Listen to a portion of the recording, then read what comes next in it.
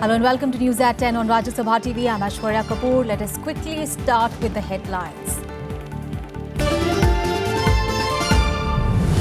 CCPM meet chaired by Home Minister Rajnath Singh to decide dates of monsoon sessions today. Session expected to start in the third week of July. 45 bills are pending in Rajya Sabha, 5 in Lok Sabha. 36 killed in gun and bomb attack on Istanbul's international airport. Suspicion on Islamic State. Prime Minister Narendra Modi says it is inhuman, horrific. MEA issues emergency contact numbers for Indians requiring assistance. Bitter exchanges during European Parliament's first debate on the UK's vote to leave. British Prime Minister David Cameron says the UK will not turn its back on the EU.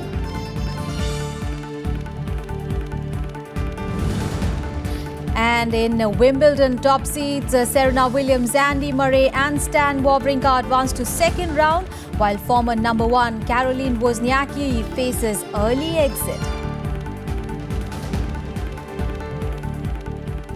Well, the big story this morning, the Cabinet Committee on Parliamentary Affairs, chaired by Home Minister Rajnath Singh, will meet shortly today to decide the schedule of the monsoon session of Parliament. Well, the session is expected to start from the third week of July. Now, 45 bills, including the GST bill, is pending in Rajya Sabha, while 5 bills are awaiting clearance in the Lok Sabha. The government is hopeful of the passage of GST in this session itself. It has indicated that many regional parties have broken ranks with the Congress on the issue. The government will also push for the Whistleblowers Protection Amendment Bill 2015 that had an inconclusive discussion after being moved last December.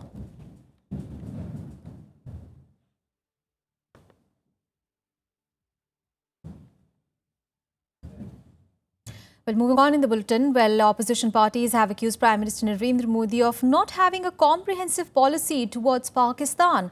Now, claiming that diplomacy doesn't need theatrics, the Congress and the CPIM criticized Prime Minister Modi's remarks that he had made to a television channel. Here are all the details. The opposition feels the Narendra Modi government's foreign policy lacks coherence, clarity and consistency. Because of their faulty import-export policies, the prices of pulses have now reached astronomical levels.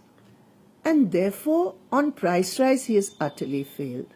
On the issue of providing employment, he has utterly failed. The remarks came a day after Prime Minister Narendra Modi answered a wide range of questions in an interview by a TV channel. The Congress said the Prime Minister's replies lacked substance. Leader of opposition in the upper house, Ghulam Nabi Azad, termed the interview disappointing. 2 साल के बाद मैं देखा कि एक बहुत ही निराशाजनक interview था, उसके उत्तर थे और इतना डिफेंसिव मैंने पहली दफा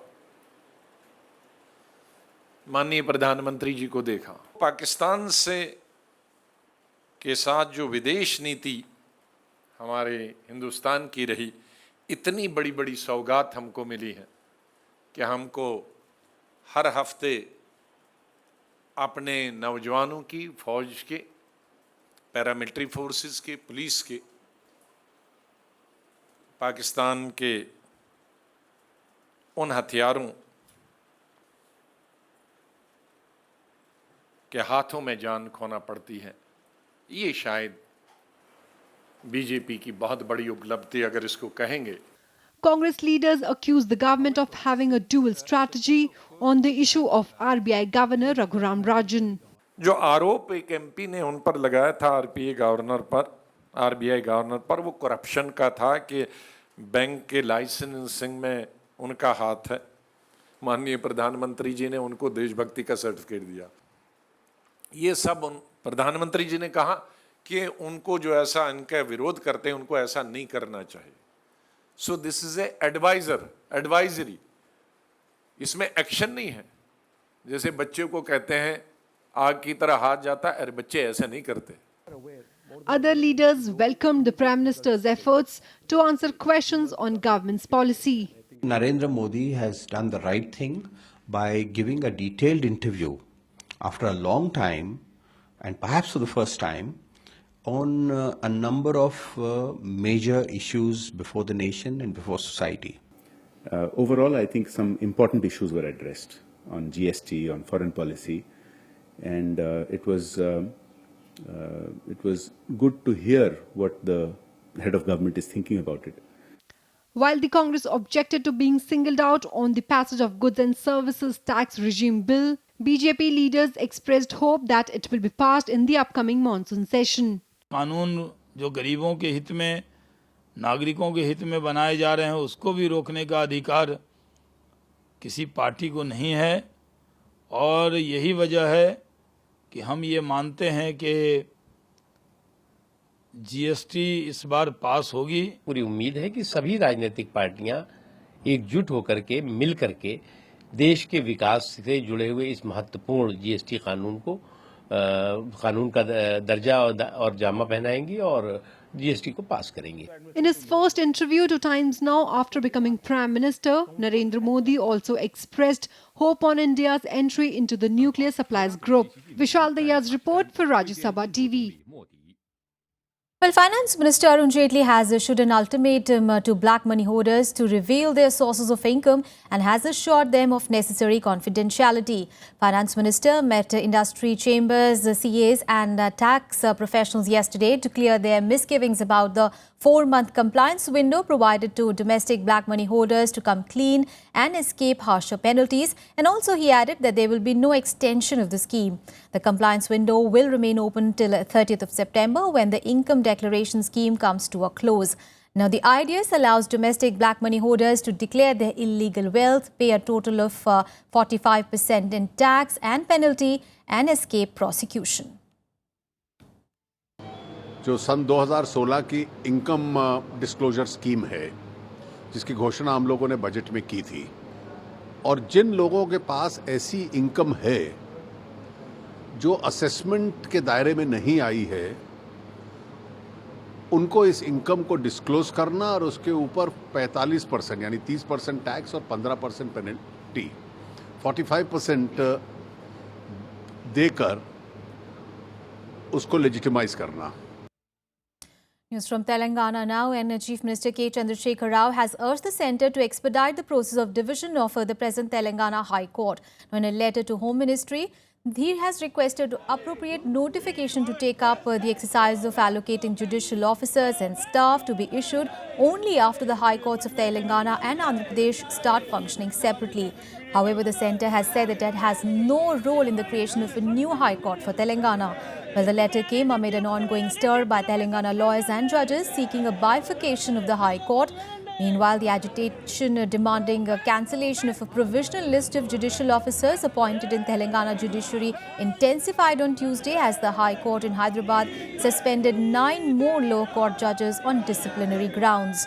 After Tuesday's disciplinary action, now 200 judicial officers in Telangana went on a mass leave for 15 days. Advocates, last 20 days, the advocates are on roads. After achieving Telangana, everybody felt that the High Court will be bifurcated immediately and the advocates' problems and the Telangana judicial officers' problems will be solved immediately. But due to the inaction of our Chief Minister, the advocates are on roads now. The bifurcation of High Court of Andhra Pradesh into both Andhra and Telangana states has been pending for last 2 years.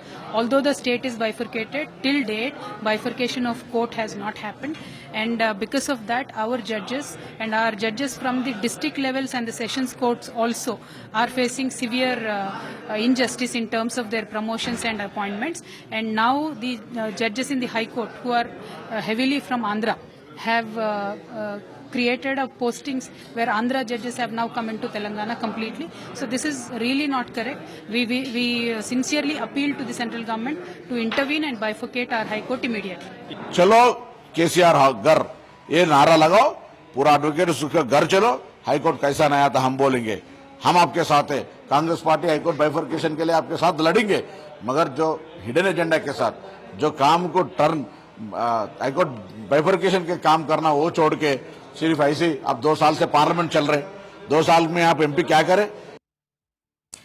Over to news from Jammu and Kashmir. Well, in light of the Pampore attack, the army has slammed reports saying that there had been a friction between them and the CRPF on the handling of terrorists in the encounter. Meanwhile, members of National Conference and the ruling BJP clashed in the state's assembly yesterday over the security situation in the state.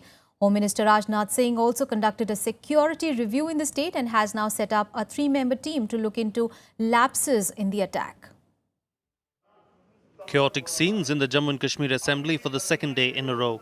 Opposition National Conference MLAs staged a walkout, accusing the BJP of creating war hysteria over the recent incidents of violence, including the Pampore attack. ये पहले तो वार hysteria create कर देते हैं, कभी कहेंगे ये है वो है, लेकिन गोली जब चलती है वो अर्निया के बॉर्डर पे, बालाकोट पे, सावजियां गगरिया के लोगों को एलओसी पे या यहाँ पे लोगों को तकलीफ होती है, वो कहीं नागपुर में या कहीं और तकलीफ नहीं होती है। इसलिए जो भी बात करनी ये सरकार में है। हमने ये कहा कि सरकार वाजे कर दे क्या पॉलिसी है हमारी और क्या सिक्योरिटी सिनेरियो है स्टेट का। एक डर का माहौल बना के बैठ गए। Meanwhile, army and police forces shot dead a top Hizbul Mujahideen commander during a joint search operation in Kupwara district. अभी हमने रिकवर कर लिया है उसका बॉडी और समीर वानी नाम बता रहे हैं। अभी आइडेंटिफिकेशन वगैरह जारी है। Top commander of Hizbul Mujahideen है। Home Minister Rajnath Singh directed intensified security vigils in the state. The centre has already set up a 3-member team to look into the lapses that led to the deaths of 8 CRPF personnel in the Pampore attack. The team will also look into instances of cross-border infiltration and standard operating procedures of paramilitary forces in fighting the threat.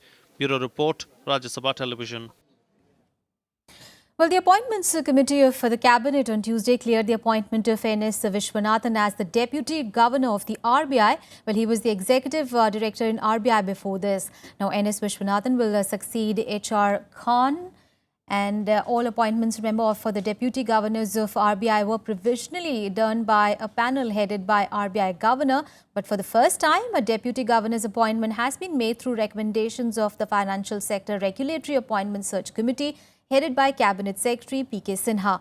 This panel also included RBI Governor Raghuram Rajan. Meanwhile, the government has also narrowed down its list of candidates for the next RBI Governor to 4. Let's now bring you some weather update. And rains brought down temperature by several notches in North India and led to water rise in major rivers of Uttar Pradesh, while a person was killed in Maharashtra's Thane district when a wall collapsed due to torrential downpour. In Delhi, high humidity, which shot up to 98%, caused discomfort to the residents, even as the cloudy conditions prevailed after overnight rains. Now, parts of Uttar Pradesh received moderate to heavy rainfalls, with the water level rising in major rivers of the state. Rajasthan also witnessed light to moderate rains over the last 24 hours that also brought down maximum temperature by several notches. The last 1 week, we have been experiencing very heavy rainfall in many places in Konkan, Goa, including Mumbai. Especially South Konkan has been experiencing very heavy rainfall. Many places in Goa, Ratnagiri and Harnai have been experiencing 9 to 10 centimeters of rainfall for the past 1 week. Well, in the national capital, as the monsoon approaches, preventive measures against dengue are in the full swing. The Kejriwal government had received a flack last year for not being fully prepared to check the menace. Well, dengue cases breached a 10,000 mark last year, the worst outbreak since 1996, when over 400 people lost their lives. Even as the monsoon keeps Delhi waiting, the dengue virus has already signaled its arrival. 7 cases were reported in the city over the past 1 week. That's 28 since January, which is 11 cases more in the same period last year. The number of cases outside Delhi stands at 21, with 9 being reported from Uttar Pradesh and 1 from Haryana. The MCD is on a vector control drive, including conducting regular checks on mosquito breeding. पहले एक तो awareness campaign और जो drive है अपनी field में activities बहुत ज़्यादा बढ़ाई हैं और कुछ चीज़ें और भी नई ईजाद की हैं, जैसे डेंगू फ्री कूलर नया निकाला है जिसके अंदर जो पानी का टैंक है कूलर का उसके ऊपर एक मॉस्किटो नेट लगा दी जाती है ताकि मॉस्किटो उसके कांटेक्ट में नहीं आए और वहाँ ब्रीड ना करे। तो उससे काफ़ी, क्योंकि डेंगू के लिए सबसे बड़ी स्थान जो है कूलर है, जहाँ पे मॉस्किटो 8% से ऊपर जो केसेस हैं कूलर के अंदर ब्रीडिंग से ही मिलते हैं, तो उसको चेक करने के लिए उसके लिए भी अवेयरनेस हम बढ़ा रहे हैं। Experts are warning that the number of dengue patients could rise if precautions are not taken in the rainy season. गमले होते हैं, कूलर होते हैं, कोशिश करें कि वो पानी ड्राई रहे, लेकिन कई दफ़ा होता है कि पानी रहता ही है तो ऊपर से कुछ ड्रॉप्स कैरोसिन ऑयल के रख दे देंगे। बच्चे जो खेलते हैं कोशिश करनी चाहिए बुशेस वगैरह के पास जहाँ जो मच्छर का बैठने की जगह होती है उनको वहाँ बच्चे जब जाते हैं तो कोशिश करें कि फुल स्लीव शर्ट पहने, निकर के बदले पूरी फुल पजामा चाहे पैंट पहन लें, नंगे जो है पाँव में सॉक्स पहनी हो। तो ये अपने रात को जब हम सोते हैं ऐसे प्रोटेक्शन लेके मॉस्किटो रिपेलेंट लगा सकते हैं। The Delhi government has started legal proceedings against over 29,000 households where mosquito breeding was found. Last year, Delhi reported over 15,000 dengue cases, the worst in 20 years, when the virus claimed 60 lives. Anu Diwan's report for Rajya Sabha TV. Well, we'll take a very short break here. Up ahead, we have all the international news and sports news. Stay tuned.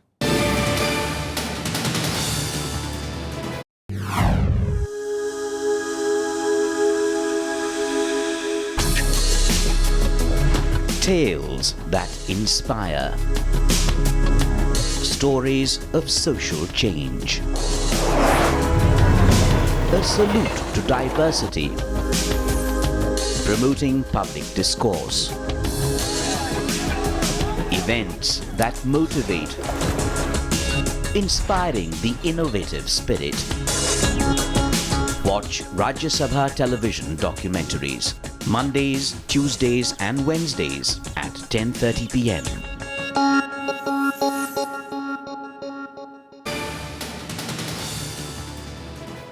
Well, big international story coming in from Turkey, where close to 36 people are dead and 150 injured in a terror strike at Istanbul's main airport. Now, the gunmen blew themselves up after the attack. While there has been no immediate claim of responsibility, now recent bombings in Turkey have been linked to either Kurdish separatists or the Islamic State group. Meanwhile, Prime Minister Narendra Modi joined world leaders in expressing grief over the attack. The Ministry of External Affairs has also tweeted emergency contact numbers for Indians requiring assistance. Terror attack at one of Europe's busiest airports. Dozens killed and more than 150 wounded in suicide gun and bomb attacks at Istanbul's Ataturk airport. 3 attackers were involved who later blew themselves up after police fired at them. There has been no immediate claim of responsibility. Turkish President Recep Tayyip Erdogan called for a unified international fight against terrorism. Dediler ama ben duymadım. Silah sessiz olmuş. İçeri bir kişi taramış girmiş. Öyle dediler. 2 sefer de patlama olmuş. Ama sesini duydum ben. Tam dış hatlarda içerideydim ya. Dışarı gidenler galiba oldu bir şeyler bilemiyorum ama ne kadar. Yolcu karşılama salonu girişinde sayısını 3 olarak değerlendirdiğimiz canlı bomba intihar saldırısında ilk belirlemelere göre 28 kişi hayatını kaybetmiş, 60'a yakın yaralı hastanelerimize intikal ettirilmiştir. Flights in and out of the airport were suspended after the attack. The US Federal Aviation Administration grounded all flights between the US and Istanbul. India joined the world leaders in condemning the attack. We are still collecting information and trying to ascertain what happened and who did it. And I won't comment further on it except to say that this is daily fare. And that's why I say the first challenge we need to face is countering non-state violent actors for a host of reasons. Wir wissen heute noch nicht, wer und mit welchem Motiv heute Abend diese schrecklichen Taten verübt hat. Ich kann darüber auch jetzt nicht spekulieren, aber meine tiefe Anteilnahme gehört den Angehörigen der Toten. Je veux, comme je l'ai fait hélas dans d'autres circonstances concernant aussi la Turquie, condamner fermement cette attaque et faire en sorte que nous puissions... Let me express my deepest condolences to the families and loved ones of the victims of tonight's attacks in Ataturk International Airport in Istanbul. In times like these, we should all be united. Turkey has been rocked by a string of terror attacks over the past year as it weathers bombing campaigns carried out both by Islamic State and Kurdish militants. As part of the US-led coalition against Islamic State, Turkey allows coalition planes to fly raids on Islamic State targets in neighboring Iraq and Syria from its territory. And last year, Turkey resumed hostilities with the PKK, the Kurdish militant separatists, after a 2-year ceasefire broke down. Bureau Report, Rajya, Sabha TV. And all 28 European leaders met in Brussels on Tuesday to debate Britain's vote last week to break away from the European Union. Well, at the meet, Prime Minister David Cameron, while reviewing his country's decision to break away from the EU, said that they must not turn their backs on Europe. But European politicians have insisted that UK cannot cherry-pick aspects of the EU. Now, I'm sorry we lost the referendum. I think we made a very strong case, but you have to accept the result of the British people, accept the verdict. As Brussels summit got underway to discuss fallout of Brexit vote, British Prime Minister David Cameron expressing regret that he had lost Britain's referendum on membership of the European Union, but said he would work with his successor to make sure the country has the closest ties possible with the bloc. Argument, I've lost that debate. It's right to hand over to someone else who'll take the country forward. Now, of course, I'm sad about that, but frankly, I'm more concerned about Britain getting its relationship right with Europe. That is a far bigger thing than whether I'm Prime Minister for 6 years or 7 years or what have you. The summit saw bitter exchanges with Nigel Farage, one of the architects of Britain's seismic decision, being booed. EU leaders ruled out any special favours for Britain, insisting there would be no cherry-picking exercise in the exit negotiations. They called upon Britain to open up exit negotiations as soon as possible, insisting once again there will be no informal talks on a future trade settlement until the UK triggers Article 50, which begins the exit process. The reason you're so angry has been perfectly clear from all the angry exchanges this morning. You, as a political project, are in denial. You're in denial that your currency is failing. That's the last time you are applauding here. And to some extent, I'm really surprised that you are here. You were fighting for the exit.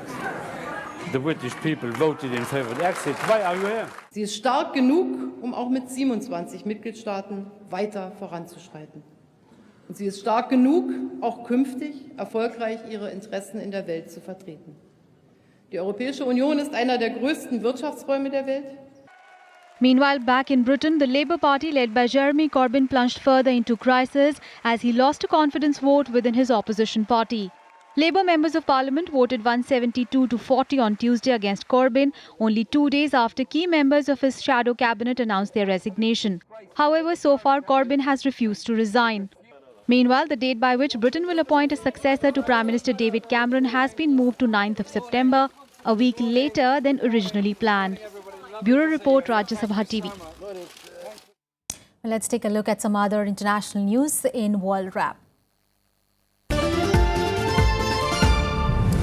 United Nations Chief Ban Ki-moon met with Palestinian President Mahmoud Abbas in Ramallah on Tuesday, hours after he met with Israeli Prime Minister Benjamin Netanyahu as part of an official visit to Israel and Palestinian authorities. UN chief said that incitement and terrorism were a major obstacle to peace. Meanwhile, Palestinian president spoke out against the continued Israeli occupation and settlement, which are contrary to peace. Volkswagen will spend more than $15 billion to settle consumer lawsuit after allegations on emission cheating test. Volkswagen is expected to pay or repair 45,75,000 vehicles. The German company also has to pay government $2.7 billion for environment litigation and spend another $2 billion for research. Russia and the United States gave contradictory accounts on Tuesday of an incident involving two countries' navies in the Mediterranean Sea on 17th of June, each blaming the other for what they said were unsafe maneuvers. Russia has accused United States, a destroyer, of coming dangerously close to their frigate in the Mediterranean Sea, calling the incident a gross violation of international agreements.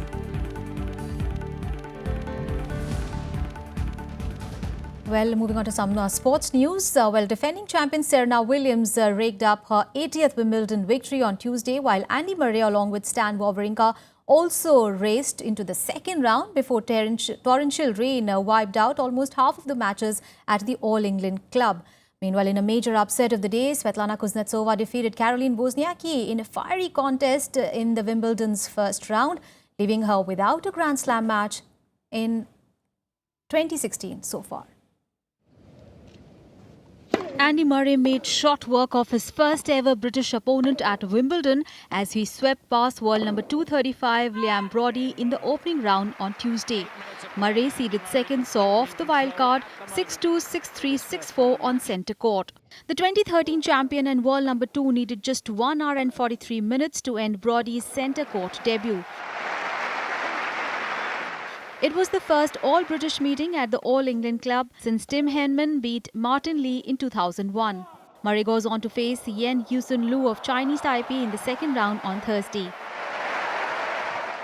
Yeah, I mean, amazing story and great story, and you know, for him to get the chance to play against Rajya now on centre court, I would imagine, I don't know if the schedule's been done yet, but it'd be great if they played on centre court, and yeah, it's just, you don't see stories like that too often in tennis, so it's really nice, and especially for it to be a British player doing it at Wimbledon is great. So I'm hoping he plays well tomorrow and enjoys it, because you know it's a great chance and opportunity for him. In another match, Stan Wawrinka met stiff resistance from US teenager Taylor Fritz before he finally asserted his dominance in a 7-6, 6-1, 6-7, 6-4 first round victory. The Swiss fourth seed was far from his best, with his ground strokes uncharacteristically erratic, but his fearsome one-handed backhand and experience were enough to see off the 18-year-old making his tournament debut. In the women's draw, defending champion Serena Williams reached the second round of Wimbledon with a 6-2, 6-4 win over Switzerland's Amra Sadikovic.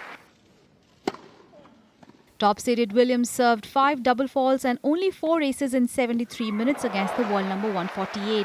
The six-time champion now has won 80 and lost 10 matches at Wimbledon and will face fellow American Christiana McHale for a place in the last 32. Well, she plays an old-school grass court game, so I knew that going in. So that was, when you're prepared, it's always a lot easier than not knowing. So once I knew that, I'm really ready. I was ready for it.